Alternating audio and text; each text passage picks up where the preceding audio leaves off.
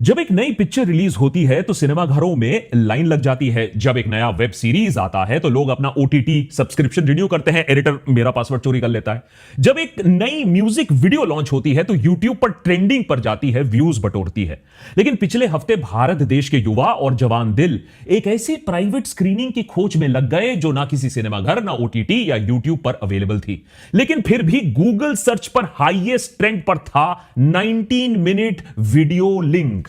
मानो पूरा देश इस 19 मिनट के वीडियो को ढूंढ रहा हो बेसब्री से।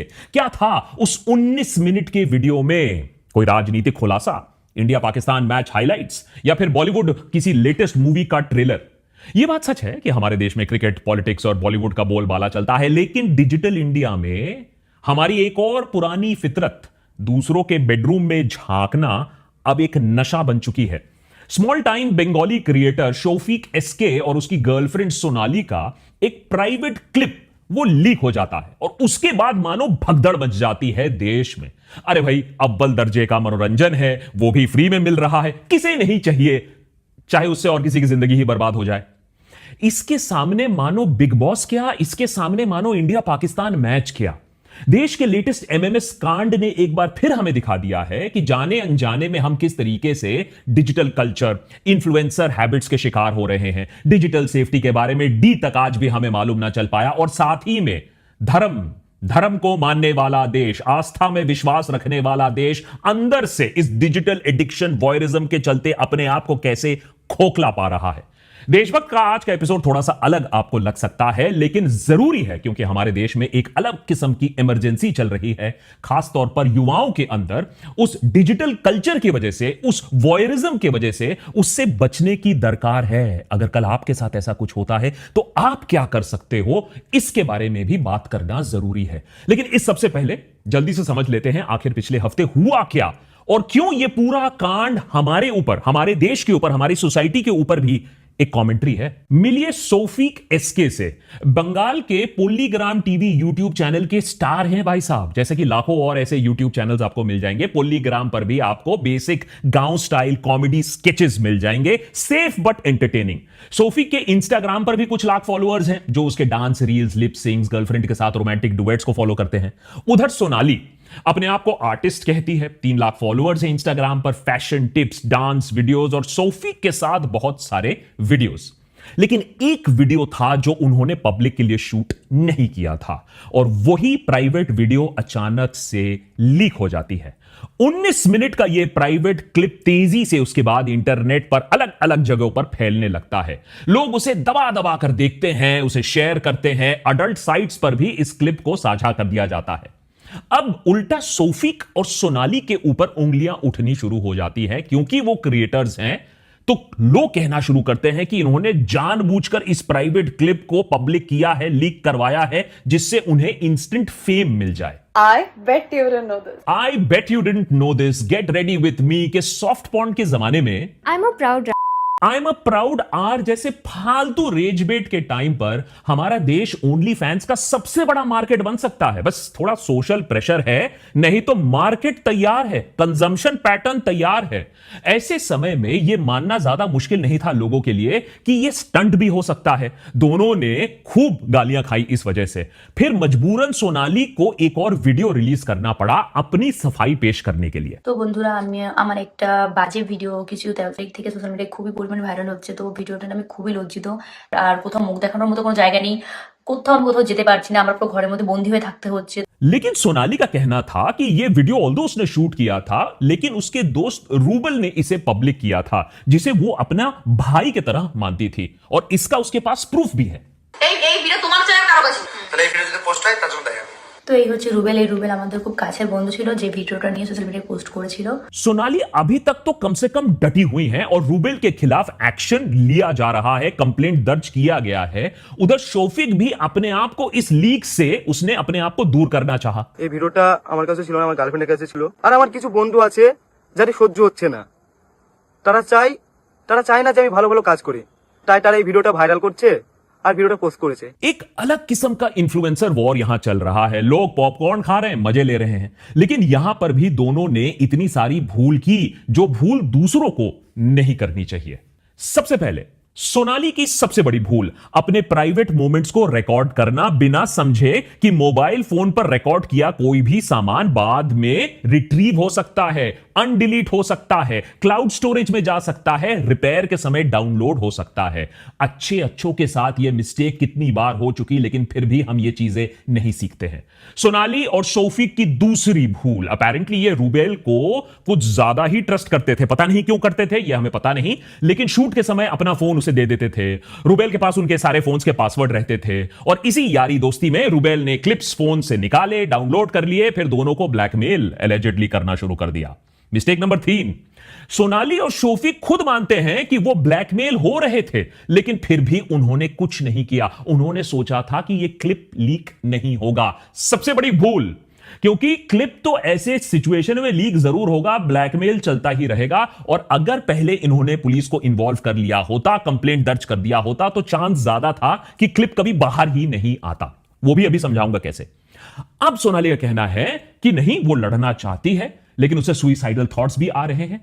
इसीलिए किसी को भी प्लीज अपना फोन देने से पहले सोचा करो, क्योंकि अ phone is a digital extension of your self.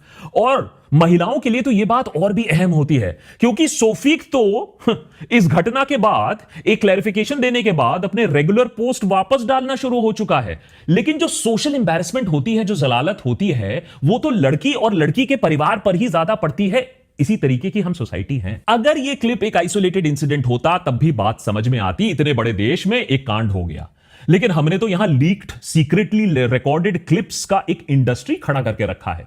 कुछ साल पहले याद करिए, दुनिया भर में हमारे देश का नाम कलंकित हुआ जब यह बात सामने आई कि सेक्सुअल असॉल्ट के वीडियोस बाकायदा इंटरनेट पर 50-100 रुपए पर बिक रही थी पर क्लिप। इस लेटेस्ट केस में, क्योंकि दोनों सोशल मीडिया क्रिएटर्स हैं, तो दूसरे सोशल मीडिया क्रिएटर्स का नाम जोड़कर इसे और सनसनी मचाई जा रही है कि देखो देखो, ये इसका क्लिप है, ये उसका क्लिप है। यहां तक कि कुछ क्रिएटर्स को सामने आकर सफाई देनी पड़ी कि ये वीडियो क्लिप में मैं नहीं हूं। क्या यार, किसी का भी हुआ कांड किसी पे आकर, मतलब किसी के भी कमेंट में आकर बोल रहे हो, मेरे वीडियो लेकर सब लोग पोस्ट कर रहे हैं, नीचे इस लड़की का फोटो लगा रहे, कहीं से भी ये मेरी तरफ लग रही है। यही नहीं, इस वीडियो पर दूसरे फेसेस का एआई से उपयोग करके सर्कुलेट किया जा रहा है, मीम्स बन रहे हैं। 19 मिनट वीडियो का सीजन 2, सीजन 3 बनाया जा रहा है एआई की मदद से। देश भर की क्रिएटिविटी इस मामले पर अव्वल दर्जे की है। लेकिन यह हंसी मजाक की बात नहीं है, ऐसे ही क्लिप्स लोगों की जान ले रहे हैं। भारत में हर साल 2.5 लाख सुइसाइड्स रजिस्टर होते हैं और इनमें से एक बड़ा हिस्सा साइबर हैरासमेंट से जुड़ा हुआ है। एनसीआरबी डेटा, ऑफिशियल डेटा की हिसाब से अगर मैं बात करूं तो 2023 में 10,000 से ज्यादा केसेस रिवेंज पॉर्न और लीक्स के थे। अब सोचिए, ये ऑफिशियल आंकड़ा है, सच्चाई और कितनी घिनौनी होगी, कितनी गंदी होगी, आप समझ लीजिए। कितने केसेस में प्राइवेट क्लिप्स लोगों को ब्लैकमेल करने के लिए इस्तेमाल किया जा रहा है, एक्सप्लॉइट करने के लिए इस्तेमाल किया जा रहा है। आप अंदाजा लगा लीजिए, जब 10,000 का आंकड़ा ऑफिशियल है।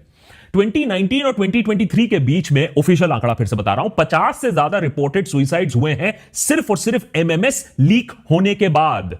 जैसे गुजरात में एक 16 साल की लड़की अपने बॉयफ्रेंड के साथ वीडियो लीक हो जाने के बाद अपनी आपको फांसी लगा लेती है। मध्य प्रदेश में एक लड़की एक प्राइवेट पिक्चर लीक होने के बाद पुलिस से मदद मांगती है, तो पुलिस से ही हरासमेंट शुरू हो जाती है, लड़की अपनी जान ले लेती है। सिलीगुड़ी में एक कॉलेज जाने वाली लड़की अपनी जान ले लेती है उसके एमएमएस क्लिप सर्कुलेट होने के बाद। WHO के मुताबिक पूरी दुनिया में जितनी वुमेन सुइसाइड्स रजिस्टर होती हैं, उसमें से 36%, माने दुनिया भर का 1/3 से ज्यादा सुइसाइड इन वुमेन सिर्फ इंडिया से दर्ज होता है। और इसमें सोशल मीडिया प्रेशर एक बढ़ता हुआ कारण बन रहा है। ऐसे लीक्स के बाद लड़कियां और लड़कियों के परिवार पर प्रभाव ज्यादा पड़ता है। यह बात हमें समझने की जरूरत है। हमें इस तरीके की पेट्रियार्कल सोसाइटी में जिस तरीके से हैं, अब वो दिन में तो नहीं बदलेगा, उसको बदलने से पहले हमें ही अपने आप को सावधान रहना पड़ेगा। बाय द वे, ये डेटा ना मुझे सुनाने में मजा आ रहा होगा, ना आपको सुनने में मजा आ रहा होगा, लेकिन सच तो यह भी है कि हम as a country, as a society, एक वॉयरिस्टिक सोसाइटी बन चुके हैं। एक प्राइवेट वीडियो लीक होता है और लाखों लोग लग जाते हैं उसे देखने में, शेयर करने में। इतना फ्रस्ट्रेशन क्यों ठूस ठूस के भरा हुआ है हमारे अंदर? शायद इसलिए क्योंकि असल जिंदगी में ऑपोजिट जेंडर के साथ हेल्दी रिलेशनशिप क्या होता है पता नहीं, कंसेंट का कॉन्सेप्ट क्या होता है उसके बारे में पूछो ही नहीं। दूसरे के बेडरूम में झांकना हमें कितना पसंद है आप इस बात से समझ सकते हो कि बिग बॉस हमारे देश का सबसे बड़ा, सबसे पॉपुलर टीवी शो रहा है 18 सालों से। हमें कुछ नहीं मिलता है ऐसे शोज से, ना एंटरटेनमेंट मिलता है ढंग का, ना नॉलेज मिलता है, ना डेप्थ मिलता है। बस दूसरों के लफड़े देखकर, चीखा चिल्ली देखकर अपने आप को खुशी मिलती है, सस्ते नशे हम ले लेते हैं ये बोल के कि अरे ये तो जस्ट क्यूरियस है टू सी। लेकिन सोचो ये क्यूरोसिटी हमें कहां ले जा रहा है। क्या हम अडल्ट क्लिप मीम फॉरवर्ड करने से पहले एक बार भी सोचते हैं कि ये किसी की बहन, ये किसी की बेटी है इन रियल लाइफ? प्रिवेसी एक अधिकार है, क्या हम ये बात समझते हैं? मनोरंजन का स्रोत नहीं है किसी की प्रिवेसी, खासकर कि जब वो हमारी परमिशन के बगैर ये इंफॉर्मेशन शेयर किया गया हो, वीडियो शेयर किया गया हो। जब नई टेक्नोलॉजी आती है तो उसका उपयोग से पहले दुरुपयोग होता है। यह बात 2004 में हमें सबसे पहले समझ में आ गया था। डीपीएस एमएमएस कांड के बाद पूरा देश सदमे में आ गया था कि स्कूल के बच्चे ये सब काम कर रहे हैं। 1 मिनट का वो एमएमएस क्लिप सालों तक चर्चा का विषय रहा था। उसके बाद मोबाइल फोन्स को स्कूल में प्रोहिबिट कर दिया गया था और लड़की को देश छोड़ना पड़ा था। लव, सेक्स और धोखा जैसी फिल्में बनी थी उसी पर आधारित, उस घटना पर आधारित। लेकिन क्या हमने कोई सीख ली? क्योंकि अगले साल 2005 में मैसूर का एक और प्राइवेट वीडियो लीक होता है। डिजिटल टेक्नोलॉजी का दुरुपयोग कहां कहां तक पहुंच गया, लोगों को समझ में आता कि भैया स्मॉल टाउन इंडिया हो या हाई फाई बॉलीवुड हो, ये मिसयूज कहीं भी हो सकता है। रिया सेन, अश्मित पटेल का एमएमएस हो, शाहिद कपूर, करीना कपूर का एलिजेड एमएमएस हो या मोना सिंह का एलिजेड एमएमएस हो, जिसके बारे में केस भी फाइल किया गया था। क्योंकि मैटर नहीं करता है लोगों को कि ये केस सच में है या नहीं है, क्लिप ओरिजिनल है या नहीं है। बस नाम ले लो और लोगों का जो जज्बा है वो भड़क उठता है कि अरे वाह, ये क्लिप तो अब हमें देखना ही पड़ेगा। 2022 तक हालात इतने खराब हो चुके थे कि जब भोजपुरी एक्ट्रेस अक्षरा सिंह की एलिजेड प्राइवेट वीडियो वायरल होती है तो उसे चीप पब्लिसिटी ट्रिक बोलकर लोग भूल भी जाते हैं। लेकिन जहां हाई फाई लोग ऐसे पब्लिसिटी स्टंट कर भी सकते हैं या हैंडल कर सकते हैं, ऑर्डिनरी इंसान का तो जीना मुश्किल हो जाता है। जैसे कि कुल्हड़ पिज्जा कपल एमएमएस कांड के बाद पंजाबी इन्फ्लुएंसर सहज अरोरा और गुरप्रीत कौर का जब प्राइवेट वीडियो लीक हो जाता है तो उनकी खूब ट्रोलिंग होती है और उन्हें बहुत दिक्कत आती है। और अब तो लेटेस्ट आप शौफीक और सोनाली का वीडियो एग्जांपल ले लीजिए। लेकिन फिर भी इतना कुछ होने के बाद भी ये लीक्स बंद नहीं हो रहे हैं क्योंकि शायद डर किसी को लगता नहीं। वैसे में तो section 66E of the IT act आप ले लो, कहता है 3 साल तक की जेल होगी अगर आपने किसी की प्राइवेसी वायलेट किया।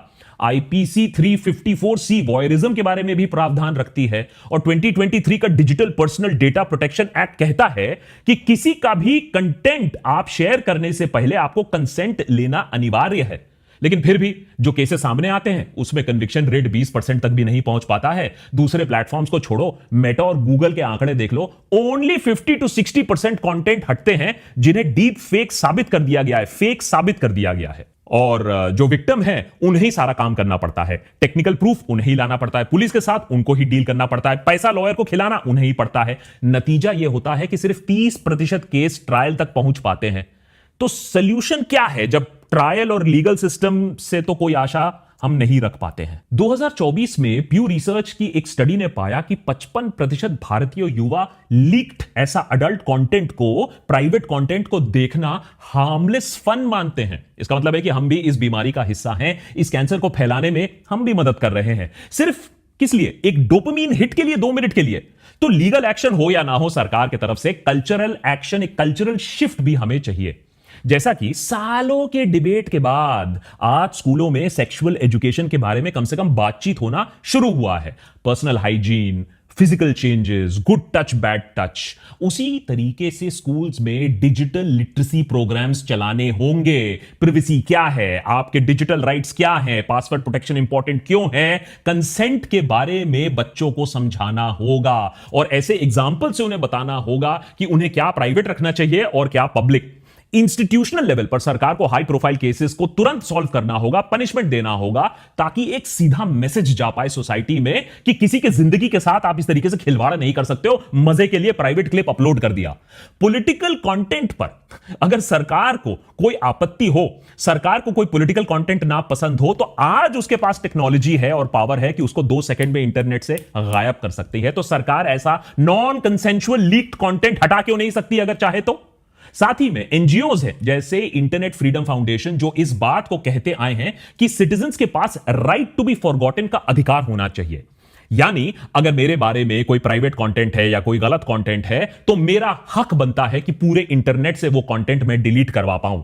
और एआई आने के बाद ऐसा अधिकार तो और भी ज्यादा फंडामेंटल जरूरी हो गया है। और इसके बाद अगर हम अपनी घटिया वॉयरिज्म का कल्चर थोड़ा सा बदल पाएं, हम अपने आप को थोड़ा सा और इवॉल्व कर पाएं, दूसरों की जिंदगी, दूसरों का बेडरूम, दूसरों के प्राइवेट लाइफ, दूसरों के लफड़े, उसमें झांकना तोकना अगर हम बंद कर दे, देश दुनिया में क्या हो रहा है उस पर फोकस कर लें, बिग बॉस के हाउस में क्या हो रहा है उसको छोड़ दो, अपने हाउस में क्या हो रहा है उसको देख लो, अगर उस पर थोड़ा फोकस कर लो। मालूम है इसको होने में थोड़ा सा टाइम लगने वाला है, तब तक आप अपने डिजिटल प्रेजेंस को, अपने प्राइवेसी को, आपको खुद ही उसकी रक्षा करनी पड़ेगी। No one is coming to save you, no one is your Optimus Prime, you have to be your own Optimus Prime. और अगर ऐसा मटेरियल आपके पास आता है गलती से, प्लीज उसे रिपोर्ट करो, प्लीज उसे फॉरवर्ड मत करो।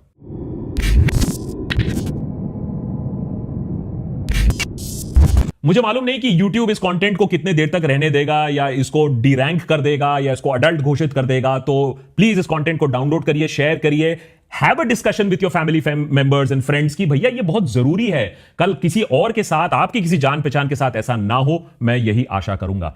अगर देशभक्त का ये एपिसोड आपको अच्छा लगे तो जरूर सब्सक्राइब करिए, सपोर्ट करिए देशभक्त को ऑन patreon.com/thedeshbhakt, क्योंकि ऐसा कंटेंट बनाना बड़ा मुश्किल होता है। So your support, your subscription, your sharing of this episode matters to us. Many thanks for watching, more episodes coming up.